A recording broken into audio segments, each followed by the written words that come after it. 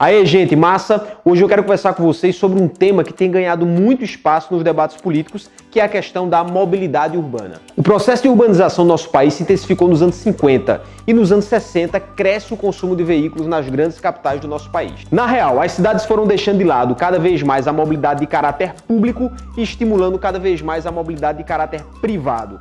Dá uma olhada nessa situação. Já se perguntou quantas pessoas cada carro desse transporta? A realidade de Caruaru é de aproximadamente um veículo para cada 2 habitantes. Vamos refletir.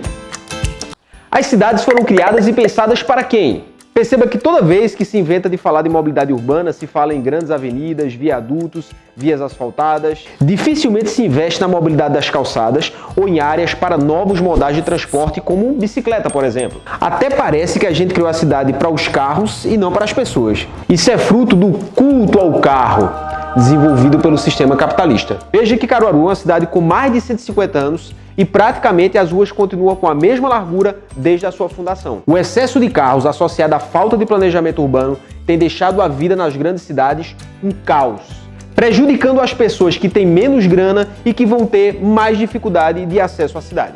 E por falar nisso, cadê o plano diretor da nossa cidade? A Câmara espera ansiosa para analisar esse documento, importante para o planejamento urbano de nossa cidade. Perceba que o trânsito em Caruaru tem ficado cada vez mais difícil. É importante ações que estimulem o transporte coletivo, mas atenção, ele precisa ter pontualidade, integração, acessibilidade e ser de qualidade.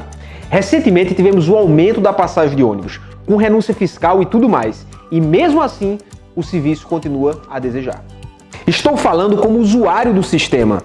Atraso, dar com a mão e o ônibus não parar, elevadores de cadeirantes quebrados, ou seja, não faltam problemas. Recentemente fizemos uma audiência pública na Câmara para debater a questão do transporte coletivo em nossa cidade. Compromissos foram firmados, entre eles a implantação da integração a partir do segundo semestre desse ano. Mas nessa audiência uma coisa nos chamou a atenção. O último processo licitatório de transporte coletivo de nossa cidade foi questionado pelo Ministério Público. Dividiram a cidade em 3 áreas, ou seja, significa dizer que apenas 3 empresas irão poder operar o transporte coletivo em Caruaru. Mas aí surgiu um questionamento. Qual o critério utilizado para fazer essa divisão? Se é uma concessão pública, esse critério precisa ser público e bom para a cidade, certo? Mas veja que curioso, na audiência pública, nem a Destra, nem os representantes das empresas de ônibus souberam responder esse questionamento. Estranho, né? A sociedade quer essa resposta e nós vamos atrás.